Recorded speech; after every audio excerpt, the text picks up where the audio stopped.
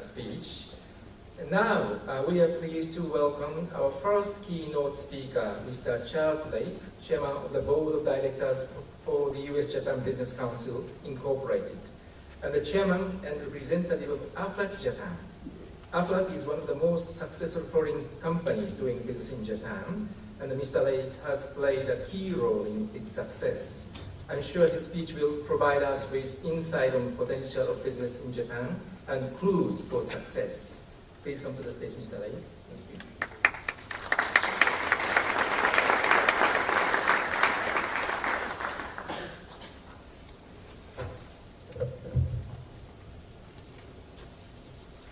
Good afternoon. It is a great honor to be here today to speak to you at this program, a very special time in the history of Japan. It has been a turbulent few years for the business community since the onset of the global financial crisis. But many businesses have fared well despite the challenges presented by the global downturn. Businesses in Japan are no exception. After the financial crisis, Japan had begun the road to recovery, recording 4.4% growth in 2010 after 2 consecutive years of negative growth. And then, as you all know, Japan experienced the worst disaster since World War II. The earthquake, tsunami, and nuclear crisis resulted in a tragic loss of human lives and devastated the Tohoku region. The disaster also put a dent in domestic growth. However, the Japanese economy has recovered remarkably quickly, and this year has returned to positive growth, as you heard earlier. The ability of Japan to bounce back is owed to the strength of its society, and it is undoubtedly one of the factors which make Japan a good, reliable place to invest and run a business. An economy in which, as I remind you, the 3rd largest in the world. The company that I work for, Aflac, is a great example of how U.S. companies can and do succeed in Japan. Aflac had humble beginnings in Japan. John B. Amos, one of Aflac's founders, first went to Japan in 1970 as a tourist to attend the World Expo in Osaka. Seeing how health-conscious the Japanese people were, wearing surgical masks when they have a cold, he was inspired to bring Aflac's supplemental healthcare products to Japan. 4 years later, Aflac received a license to sell insurance in Japan, and we became the first company to offer cancer insurance. Now, more than 75% or $18.4 billion of our revenue come from Japan. Aflac has become the #1 life insurer in terms of individual insurance policies in force in Japan. Aflac's experience in Japan is testament to the fact that Japan is a good, solid place to invest, and companies with the right strategies can enjoy resounding success. From a business perspective, like all countries, Japan has strengths and weaknesses, and I would like to discuss them both today. I will illustrate why Japan still offers so many opportunities for American companies and businesses, despite the common misperception that Japan, as a mature economy and one facing a number of challenges, has reached its peak. To reinforce this point, I will outline some of the issues facing the Japanese economy, but why it should not deter potential new businesses from entering the Japanese market. Following on, I will discuss some of the qualities that make Japan an attractive place to run a business. And finally, I will offer some thoughts as to how Japan can go even further in terms of increasing investment.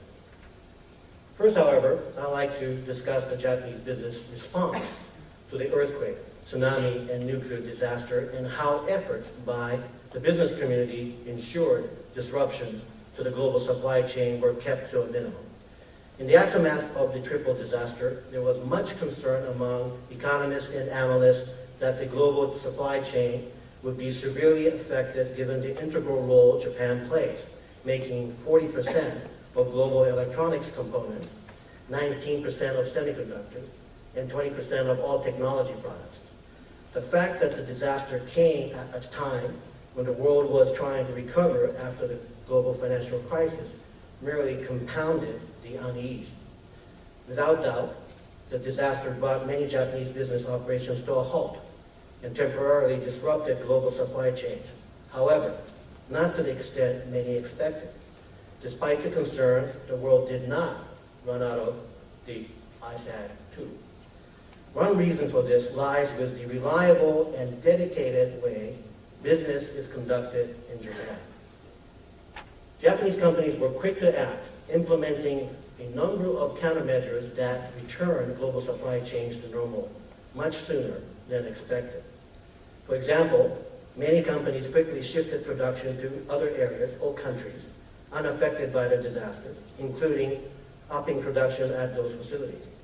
Furthermore, to maintain production levels amidst the electricity supply shortage caused by the nuclear crisis, operating times were altered to outside of peak time. As a result, Japanese industrial production grew 5.7% from April 2011 to May 2011, the biggest jump since 1953, which in turn enabled exports to quickly get back to normal and disruptions to the global supply chain kept at a minimum. In the case of Aflac, at our call center in Tokyo, customer services operators stayed on the phone as the earthquake was hitting Tokyo and was underway, as they sheltered underneath the desk. They calmly explained to customers on the west side who were not experiencing the earthquake that earthquake was happening. After the disaster that occurred, Aflac was quick to implement a number of measures to ensure that customers were able to access the support they needed for such a crucial time. We increased operations at our call center in Kobe, Western Japan, and set up new customer service windows in Sendai in the affected region so customers with no access to phones or living in evacuation centers could file claims. Less than a month later, however, our business had returned to near normal.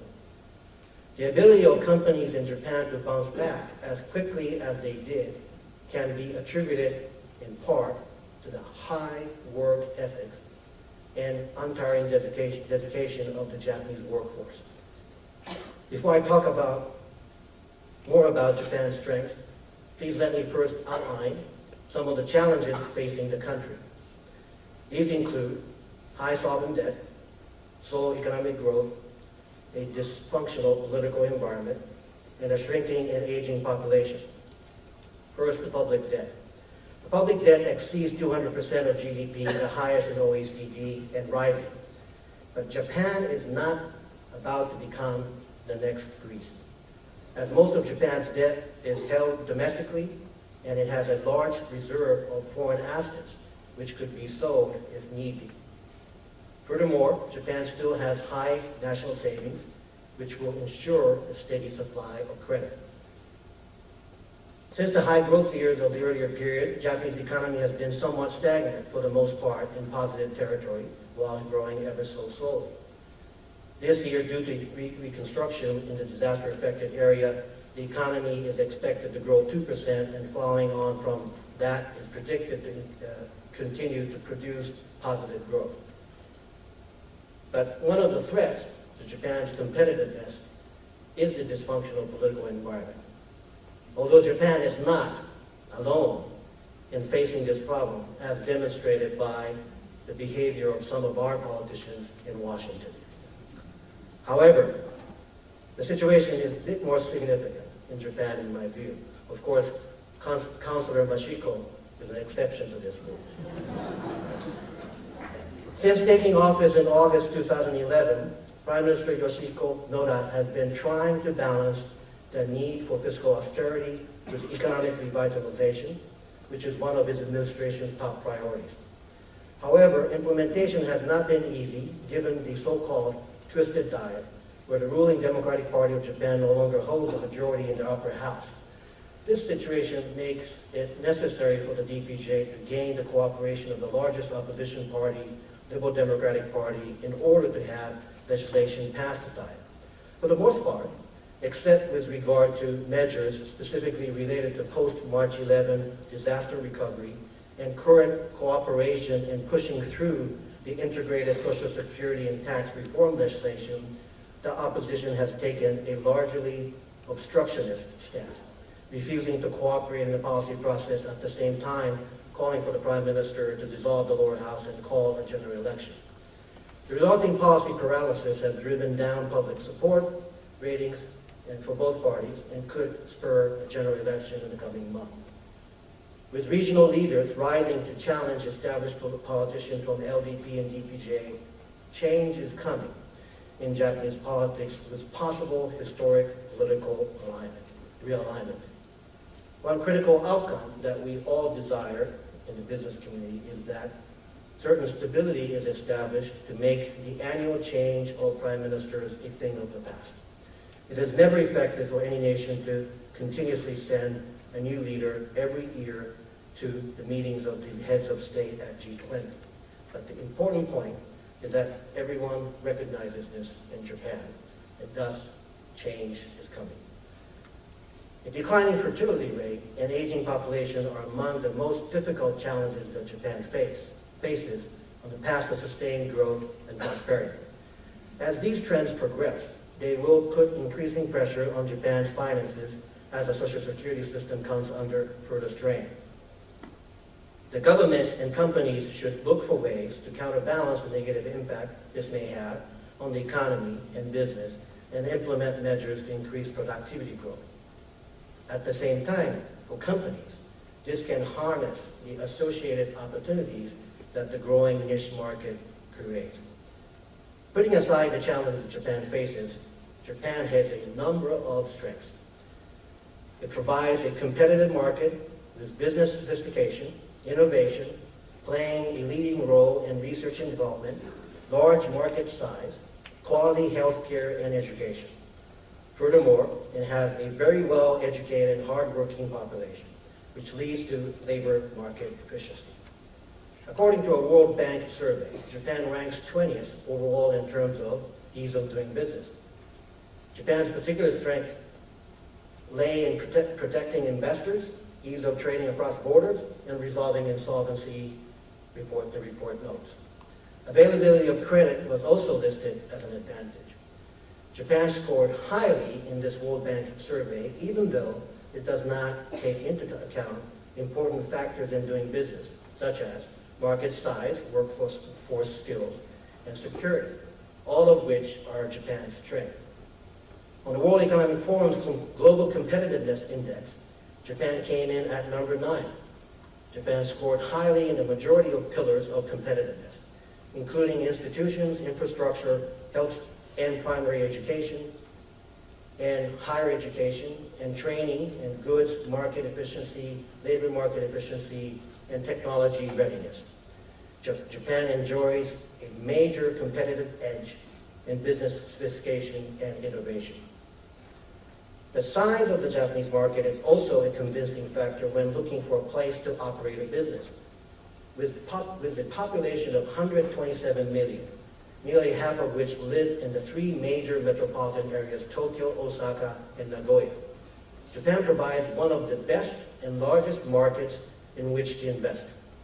Japanese consumers have, for a long time, placed an emphasis on quality and service more than price, comparatively speaking.